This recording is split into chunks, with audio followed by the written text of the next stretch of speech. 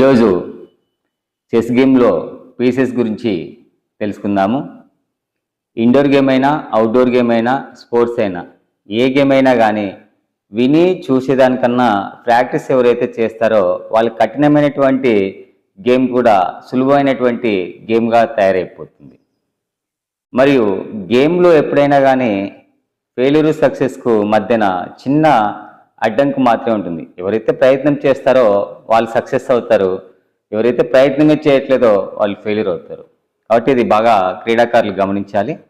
Anyway మనం గేమ్లోకి వెళ్దాము. ఈరోజు గేమ్లో 6 పీసెస్ గురించి తెలుసుకుందాము. వైట్ పీసెస్ 16 ఉంటాయి, బ్లాక్ పీసెస్ కూడా 16 ఉంటాయి. అన్ని పీసెస్కు ఒకే రూల్స్ అండ్ రెగ్యులేషన్స్ ఉంటాయి. పీసెస్ యొక్క నేమ్స్ గురించి క్లుప్తంగా వివరిస్తాను.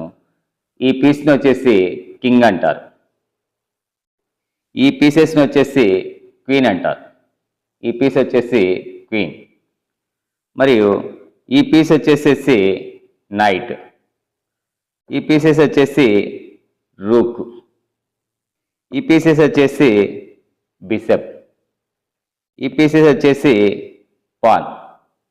సో ఓవరాల్గా బ్లాక్ పీసెస్ వైట్ పీసెస్కి మొత్తం 16 32 పీసెస్ ఉంటాయి.